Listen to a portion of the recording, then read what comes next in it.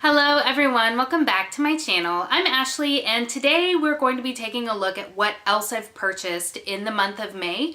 We're also going to be talking about the status of my low buy and kind of where I see the year going from here. So if you caught any of the haul videos that I've done in both May and April, you know that I have done a fair bit of shopping between, maybe even March too, now that I think about it. So the real sort of turning point in my low buy success was the ColourPop Disney Villains collection. Now, I'm not blaming that specific instance for kind of me taking a swan dive off of that. It just happened to be the first thing because there was that, there was the Ulta 21 Days of Beauty, there was another Ulta 20% off coupon, there was another coupon from Ulta for $10 off of any $50 purchase, which we'll talk about the proceeds of that, as well as the Sephora Spring VIB sale. So I had a lot of things that I had already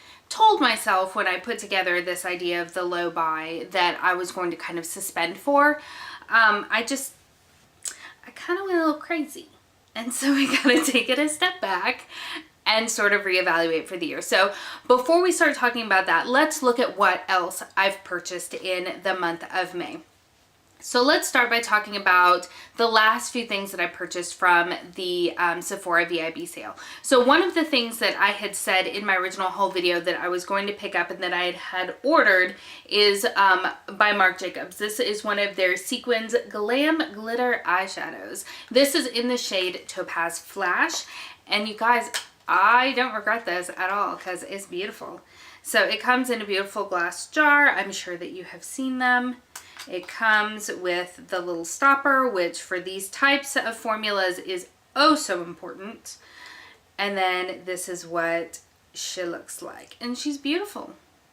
Now this is a little bit of an interesting formula for me because it is definitely creamy, but it's also kind of flaky too, which is surprising. And I'm sure it's just the glitter particles. But she's pretty. Look at her. So I am excited that I purchased that, even though she is not cheap either.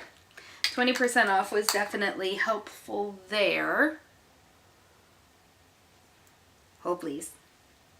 Sorry about that. The other thing that I purchased in that particular purchase that I had already told you guys about was this lipstick right here. This is also from the Sephora collection.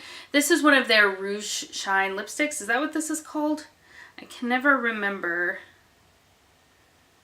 No, Sephora Rouge Lacquer, maybe? The writing on here is really very tiny. But this is the shade right here. I don't recall what it's called because it only has the number on here. This one is L15. And it's just this really beautiful everyday pinky rose sort of shade, and I really do enjoy it. I think this formula is really, really nice. It goes on kind of sheer, but not totally sheer, if that makes any sense. It's still got a good bit of opacity to it without being super thick and matte. So I do really very much enjoy this. So I now have two shades, and I'm very happy with them. And I thought at that point that I was done, but I was wrong because I made the mistake of, well, not mistake, of watching other people's haul videos before the sale was over. And that is how the rest of these came into my life. So the first thing is hair ties. And this is how you know I was seriously drinking the Kool-Aid, because this is a 3-pack of hair ties that retails for $20. I've got one of them out already, but it's a scrunchie. And it holds really nicely, and I blame Cosmic Chaos. Thank you very much. I saw your video and I thought, I've got thick hair. I don't want it to crease when I've got it up in a ponytail. I'm gonna spend $16 on these. And I did that. And I say $16 because I got 20% off. And even that, for 3 hair ties, kind of pushing it. This next purchase, I will thank Bailey for the mini Natasha Denona Bronze and Glow. This was $19 originally. I have used it and it's beautiful. I regret none of these purchases, let's be honest. So it's super cute. And it's got a little bronzer and a little highlight in there. Let me go ahead and give you swatches of them. They're really, really nice. They're really, really nice. And then, so that's the bronzer and the highlight. So the bronzer is interesting, and she talks about this in her video. It is marketed as a blush. And when you do kind of buff it out on your cheek, it does have a little bit of kind of a pink leaning bronze. I guess that's kind of the best way to put it. So you can just fluff it all over and it will do a little bit of both, which I personally, for the way that I like to apply my makeup, appreciate. I kind of like something that kind of toes the line between the two. And I like this because it is a little bit more kind of rosy pink leaning versus orange leaning. I am very fair, and a lot of times lighter bronzers do pull very orange on me. This one thankfully doesn't, and I think it's because it's that sort of toe the line formula between a blush and a bronzer. And the highlight on here is really pretty. It's a little bit sparklier than I was expecting. It's not like big chunks of glitter, so don't be concerned, because that's not something I personally prefer. But it's very finely milled, and it looks really, really beautiful on the cheek, and I am really quite happy with this little guy here.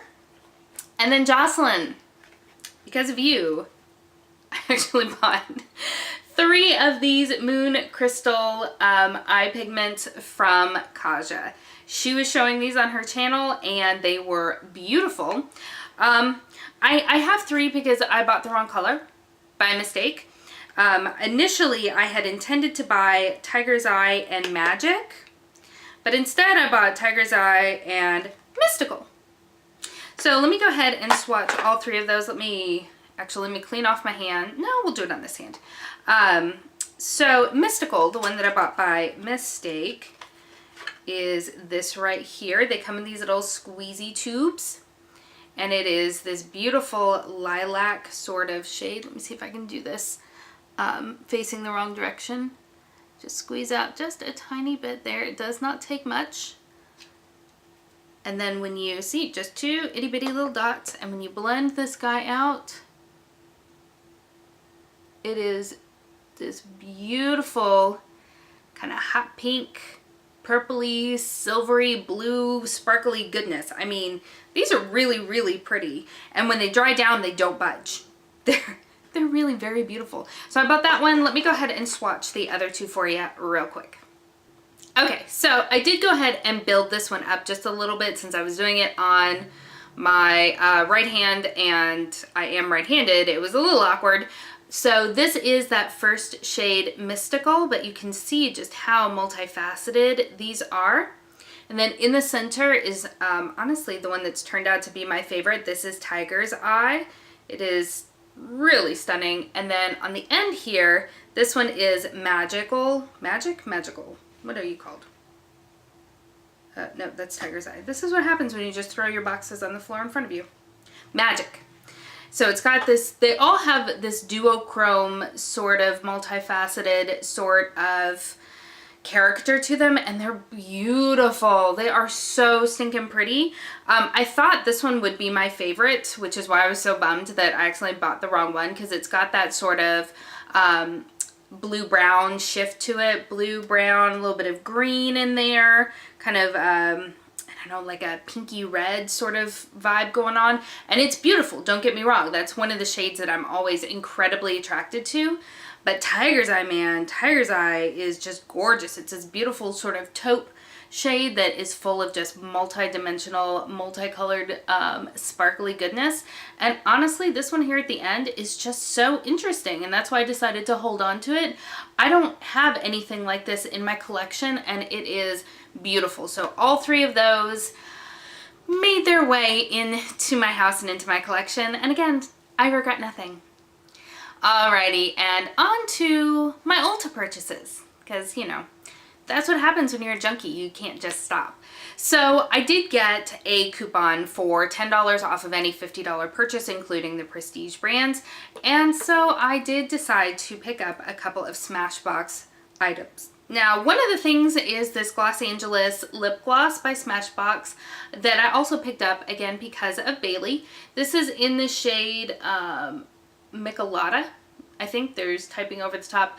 But it's this beautiful, sparkly orange lip gloss, and it's really, really beautiful. I've been really feeling vibrant orange lately, and that's something that Bailey has a lot of and talks a lot about. And so she was doing a video, I'll link it up in the cards, about her favorite orange leaning sort of lip products. So it's, as you can maybe see by this horrible swatch that I'm doing for you right now, is that it's not terribly opaque. So if you're not super duper into orange, this isn't going to give you a straight up orange lip, unlike that by Beautifulness that I purchased. It's really quite pretty, and it feels very nice. This is easily becoming one of my very favorite lip glosses. It is not sticky in any way. The shimmer in it is not obnoxious. When it wears away, it doesn't just leave your lips looking strangely glittery, as lip glosses can sometimes do. It doesn't have any sort of tingle to it, which honestly is my preference. I'm not a big fan of the plumping lip glosses that sting and tingle and such. This is just a gorgeous standard lip gloss. So I am very, very happy with that purchase. And then I also picked up, this is long overdue, this is the Smashbox Spotlight Palette in Pearl. This is definitely a fan favorite, and for a good reason. It's beautiful. I don't know why it took me so long to pick it up. Well, I guess I do, because there were newer releases that I was more excited about, but I wish that I had picked this up ages ago because it's absolutely beautiful. I decided to go with Pearl over Gold because I was just afraid Gold would be a little bit too harsh on my skin, and this is the one that really gets all of the hype. It originally was a collab with Casey Holmes that I guess was just so wildly popular that they made it part of their permanent line in the kind of permanent line packaging versus the special packaging that they had when she collabed originally for it. So very happy with both of those things. And then it just kept going. So I did pick up, this is by Tula. This has been on my favorites list for quite a while. This is their Glow and Get It Cooling Brightening Eye Balm, which I've been really, really curious about, but it's been sold out for like ever. It's got really good reviews. So when I saw that it came back in stock, even though I didn't get it at any kind of discount, there was no kind of promotion, which is usually some of my kryptonite when buying things, I did go ahead, throw it in my cart, and had it sent to me. So I am really excited to try it. I haven't opened it yet. If you have been following any of my Project Pan videos, I am currently working through a deluxe sample size of the Becca Under Eye Corrector. And so I'm hoping, since this apparently has some illuminating properties, it's also supposed to hydrate, cool, and fill in the look of fine lines and wrinkles. I'm hoping that once I run out of the Becca product, I can just start using this one here. So I haven't opened it. Since it is a stick that's in a bit of a creamier formula, I wanted to just go ahead and leave it in its packaging to help keep it fresh for as long as possible. So I did pick that up. I did also pick up a couple of Tarte products. One of which, it's just occurring to me, is not here. I bought a little kind of deluxe combo of some of their moisturizers. And then I bought this right here. This is the Fresh and Frosted Sugar Rush Highlighter Palette. I wanted to give it a try. I really liked the photos on Trend Mood. And, I mean, the packaging, it isn't my normal aesthetic, but I kind of like it in its own way. It's like juvenile, but retro juvenile, which is why I like it. I don't know if that makes any sense.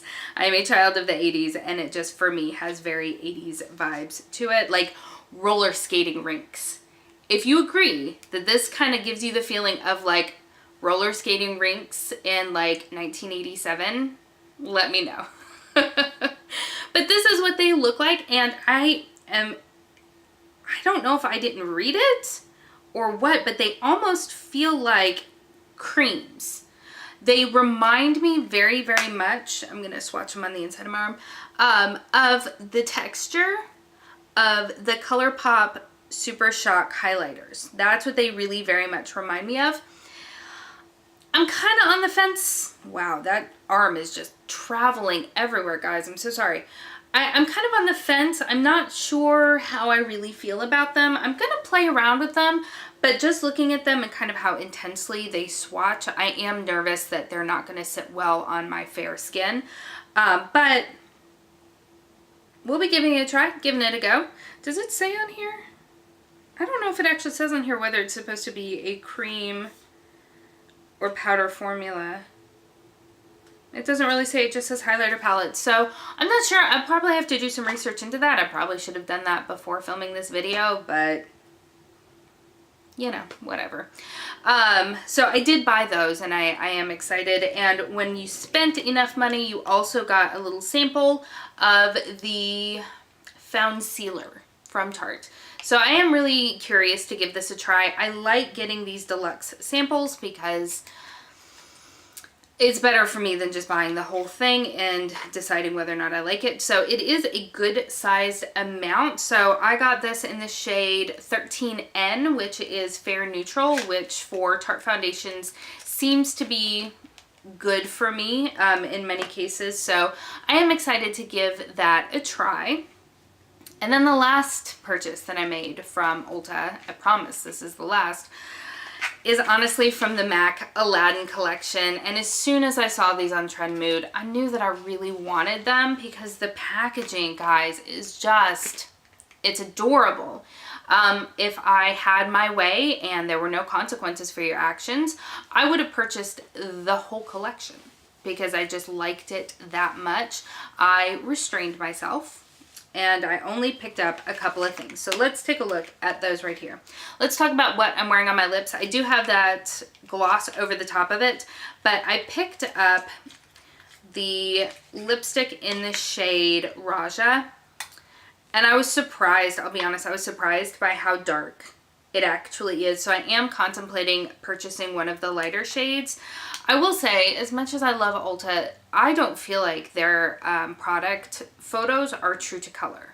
If you agree, let me know. And if you don't agree, let me know, because I am really genuinely curious. But I feel like, and maybe what I'll do, I will insert a photo next to this of what it looks like on Ulta's website, and you let me know if I'm crazy or not. All right, so I do like it. Please let me be very clear. I do very much like it. It's just not going to be like an everyday sort of shade that I can wear, if that makes sense. I did also pick up the highlighter because it was pretty. And this packaging, I'm going to try not to blind you because of the light, but this packaging, guys, is just so cute. You've got the little lamp on here, and it's just beautiful. It's just beautiful. Let me go ahead and give this guy a swatch. I will say, I was a little hesitant. Let's see, let me put it right here. I was a little hesitant after all of the kind of tomfoolery surrounding their In Bloom highlighter, where it was just an overspray, so I was a little bit nervous.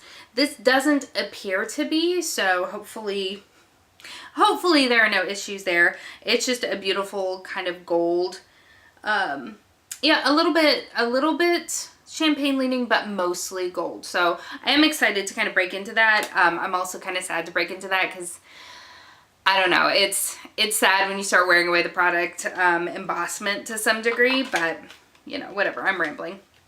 And then finally I did, because I'm a junkie, pick up the eyeshadow palette as well. I am a little nervous to use it because I just recently watched a review from Mel Thompson and she did not have over the moon praise for this, especially some of the shades that really attracted me to this palette. So this is what she looks like. I'm not going to swatch all the shades for you today because I am going to do a dedicated video to this palette. But I'm really excited to try it. I have never used a MAC eyeshadow palette before. I know many of you will say that this is not always their best representation whenever you have sort of these collabs like this, but I'm still excited and I'm still hopeful. I think what I'm going to do is, my friend here on YouTube, Kaylee, she has a series where she will do one eyeshadow look per pan that I've been really inspired by. So I think I might do that with this little beauty right here.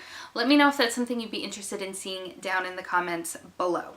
So now that we have spent the last 20 minutes talking about all the things that I've purchased, let's talk about my low buy. At the beginning of the, oh, I forgot one last thing that I bought from Sephora was this right here, but this is not for me. This is a gift for a friend of mine who loves Stella, and so I bought her this little kit or set of a bunch of different Toca fragrances for her birthday that is coming up in August. So anyway, when I set up this low buy initially at the beginning of the year, it was because I felt like I was bringing too many products into my collection. And this is why, because I love makeup, and when it's pretty and I like it, then I want to buy it, and sometimes I do and oftentimes I don't. But I felt like I was just bringing in and I was getting it more quickly than I could use it up. So I put myself on this low buy that I only wanted to make one makeup purchase per month that would not include any sort of restock, and that's only if I genuinely ran out of a product. So, and when I say that, I mean, like, for instance, if I ran out of all of my concealers, then I could buy another concealer without it counting against my low buy, because I knew very well that I had enough concealer to last me for the year. Up until the Disney Villains collection, I was doing okay. I wasn't limiting it to just the one product per month, but I was usually staying around 2 or 3, and I felt like that was still progress. And then the shenanigans happened. So I am recommitting to my low buy. I'm going to pump the brakes hard.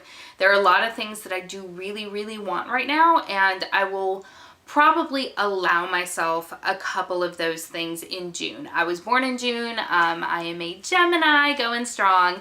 And so there are a couple of things that I am planning on buying for my birthday because I just enjoy doing that and I'm okay with it.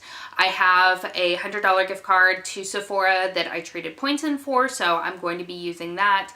There are a couple of eyeshadow palettes that I'm really strongly considering. One is a Pat McGrath palette and the other is the Natasha Denona palette. I talked about both of these in my Sephora sale wish list video, and I do still really want one of them. I'm not going to buy them both, but I do still really want one of them, and I keep flip-flopping on which one I'm going to buy. I wish they had them at my local Sephora's so that I could go in and I could actually like put my fingers in it, because I think that would really help me make the decision, but they don't, so thank you, YouTube. I'm coming to you.